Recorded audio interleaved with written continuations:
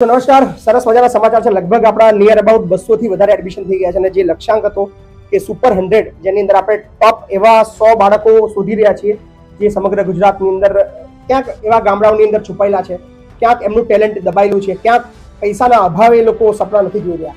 સો IAS IPS માટેની જે batch આપણે શોધી રહ્યા છે એમાંના સરસ મજાના તાલાઓ મળ્યા છે. બે એડમિશન છે, એક છે રાજકોટથી અને એક છે કચ્છથી. સો કચ્છથી ધોરણ 11 ની અંદર એડમિશન આવ્યું છે. શું નામ છે બેટા તારું? સંગીતા.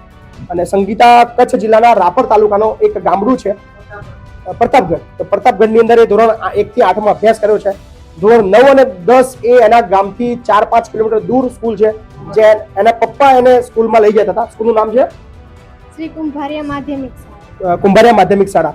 એને સપનું છે સાયન્સ કરવું છે અને બીજું તો સપના ઘણા બધા છે જ, પણ સાયન્સ કરવા માટે એ પૈસા અફોર્ડ કરી શકે એવું છે નહીં અને કદાચ સાયન્સ કરવું હોય તો એને જવું પડે રાપર, જે લગભગ 30 કિલોમીટર દૂર છે. તો બહુ અશક્ય છે. અને બીજી દીકરી છે રાજકોટની.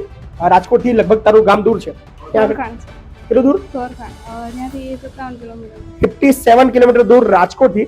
અને મજાની વસ્તુ એ છે દીકરીના બહુ હોશિયાર છોકરી છે. છોકરીની મમ્મી નથી પણ એના સ્કૂલવાળાએ ખૂબ મહેનત કરી છે અને ખાસ એમના પ્રિન્સિપાલનો હું આભાર માનીશ, ઝાલા સાહેબ, કે જેમને એ દીકરીને અહીંયા સુધી પહોંચાડી છે. અને દીકરીનું સપનું છે આઈએસ બનવું છે, આઈપીએસ બનવું છે અને મહેનત કરવાની તૈયારી ખૂબ છે. તો આપણે દીકરીને બીકોમ અથવા બીબીએ ની અંદર એડમિશન કરાવીશું અને એનું જે લક્ષ્યાંક છે આઈએસ આઈપીએસ માટેની જે આપણે બેચ શરૂ કરી રહ્યા છે એની અંદર એડમિશન આપી રહ્યા છે. શું હજી તમારી આસપાસ આવા જરૂરિયાતમંદ બાળકો હોય જે ભણવા માંગે છે, ગમે તે ભણવા માંગે છે, 1 રૂપિયો ફી ભરવાની નથી, બધું જ અહીંયાથી આપીશું. ચોપડા, ફીસ, રહેવાનું, જમવાનું બધું જ નિઃશુલ્ક. બસ તમારે સપના જોવાના છે, મહેનત થોડી તમારે કરવાની છે, બાકી બધું અમે જોઈ લેશું. તો બંનેનું સ્વાગત છે. શું કેવું છે? Thank you. તારે કઈ કેવું છે? Thank you. લાગે છે અહીંયા કરી શકશો? યા. અઘરું લાગશે બીકોઝ ઓફ તમારો વિસ્તાર, તમારી ભાષા, લેંગ્વેજ, જમવાનું બધું જુદું છે અહીંયા. બધું છે બટ કન્ફર્મ કરી લેજો અને યુપીએસસી ની તૈયારી કરવી છે તો તમે એટલું બધું કરો છો અમારા માટે. Thank you so much. તને બેટા અઘરું નહીં લાગે? કચ્છથી ઘણું દૂર છે. અઘરું તો લાગશે પણ કાલે કારણ કે ગુજરાતના ખૂણે ખૂણેથી બાળકો આવતા હોય છે અને એમની જે ભાષા હોય સૌથી અઘરું એ લાગે.